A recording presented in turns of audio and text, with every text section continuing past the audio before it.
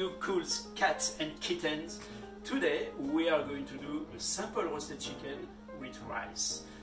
Everybody in these times of a pandemic probably has stored already a chicken in their freezer, and of course we have rice in our pantry. The chicken I'm going to use today is called a green circle chicken, Heritage green circle chicken. And this is a chicken I get from my provider of game and bird named D'Artagnan. Later on you can go on D'Artagnan's website and find the product and you can buy it right there. So the way we're going to prep this chicken, because you see it comes with the feet, with the head and with the neck. So we're going to cut all of those, what we call in French les abats, and we are going to prep our chicken. So first we're going to cut the leg a little bit in between, you know, the joint here and the leg. So we put the leg on the side. I would suggest you use a fairly solid knife to do that, okay, a big knife, like this. So here I'm going to remove the head, so I'm going to free the neck from the skin, like so. Here we're going to cut the neck, and here we are going to cut the other part of the neck. I try to go a little far. And the reason I'm keeping the skin is because we are going to fold the skin over, that the chicken gets totally close when we roast it. So I put those here. Then I'm going to go to the bottom part of the chicken, and the excess fat right there, I remove it, you know, to make sure that we can put the ingredient I want to put inside. I also cut the wingtip, which we really don't need. And then I'm going to fill the chicken with the ingredients I have on this plate. So you can put whatever you want, but I like to put a little bit of taste to this chicken. So I'm going to put first a little bit of salt and a little bit of pepper.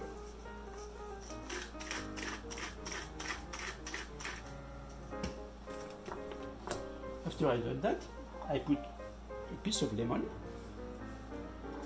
a nice piece of onion, a branch of celery, small one, bay leaf, because I have it in the garden, a little bit of fresh thyme, a clove of garlic. So you can imagine, as the chicken will be roasting, we have a lot of taste. And then I put something that is kind of my idea. I cut a little piece of ginger, I add it to it, and then usually chicken come with a little bag inside with the liver, the gizzard, the heart. I didn't keep the liver for that, but I'm going to put the gizzard, I'm going to put the heart. Everything will go right inside. So I'm going to put those ingredients right there, because those we are going to roast them with the chicken to make the jus. So then what you do is that you want to flatten a little bit all of those legs, those things, you know, that everything stays together, right? Put that behind. And then you need some twine. So to cut a nice piece of twine.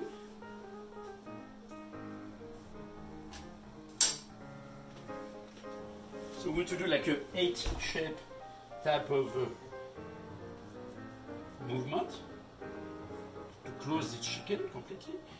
Up. We go around like this, then we turn it over, we grab the wings, we grab the skin, you remember the skin that I have left here to close the chicken here, and then we make a knot. So I don't know if some of you are sailor, but this is the knot that the sailor will make. You know, that's something that really stays tight together and does not open up again.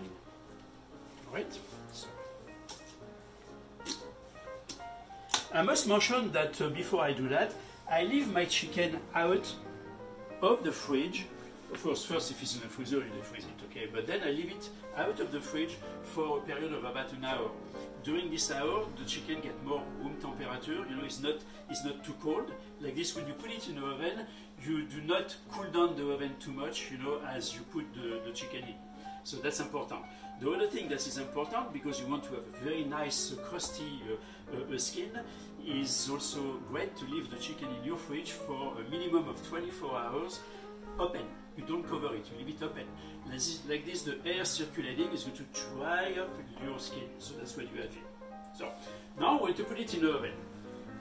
And this is a very simple chicken. We don't do much to it, just put it in the oven as it is. I'm not going to put any butter, I'm not going to put anything.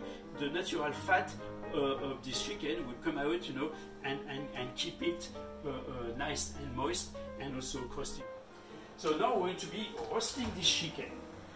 You see, I'm putting out of the oven this pan I had put there to get hot. Like this, we don't start with anything cold, you know, it's fine. We are going to add a touch of oil on the bottom. Not much. And then we're going to put our chicken. You see, it already started crisping. We are going to add salt and pepper. You can be generous with the salt because the salt on crisp skin is quite delicious. I'm going to add a bit of fresh pepper and then some herbe de Provence. Okay? If you don't have that, you can put, you know, any dry herbs you have, like thyme or like oregano, whatever. That is a mix. Okay? That. And then remember, we keep all of our feet, neck, heads, and everything. We put that all around the chicken. And then, well, you see, I do not put any butter, nothing on it. And then we put it in the oven. I keep the oven temperature at about 435. Okay? Between 435 and 450, that will be the temperature the chicken is going to cook. And you can leave it for about 45 minutes to an hour, depending on the size of the chicken. Here we're talking about a chicken, this is about 3.5 pounds. Okay? 3.5 pounds to 4 pounds. It will take anywhere between 45 minutes and an hour and 10 minutes. Our chicken is cooked. As you can see, it's nicely roasted. I did not add any fat to it. We have a skin that is totally crispy. That's wonderful. It's golden. My wife Moira is going to join me now. Huh? And so you know that the chicken is cooked when you reach the temperature of 165 degrees. That it is if you have a thermometer. If you do not have a thermometer, you just simply plant your fork like so, you know, and if the juice come fairly clear, that means that it's cooked. If the juices are still bloody, that means it's not cooked yet. So this chicken cooked for about roughly an hour. All right. So this was a 3.5 pound chicken. That's a gorgeous chicken. It's a very pretty chicken. Yeah. Beautiful. In this pan, we are going to keep all of those juices and the feet and the leg and the neck, and we're going to add a little bit of water. We're going to cook it down and make a little jus to serve with the chicken. Very simple. Delicious. So I'm going to remove that and put it away. Alright, so to carve the chicken, the first thing we have to do is to remove the string. I have a question for you. Yes. Can you carve a turkey the same way you carve a chicken? Pretty or much. Any other kind of Pretty much, bird? although the bird is the same principle. You know, Okay. you remove first the leg. You see? You go right in the joint. Right through the joint. So you have to have a good knife. you have to have a good knife. Yeah. That's a very important thing. Okay. So go right to the joint again on this side. So you see, the chicken is just cooked. It's nice. Huh?